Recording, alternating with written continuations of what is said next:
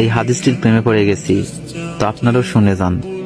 আপনি যখন নিজের ঘরে নীরবে কান্না করবেন, আল্লাহ তখন ফেরেশতাদের উদ্দেশ্য করে বলেন, কোন জিনিস আমার এই বান্দার চোখে পানি আনলো? ফেরেশতাগণ বলেন, আপনার বান্দা সুখে নেই, আপনার বান্দা অনেকদিন হাসেনি।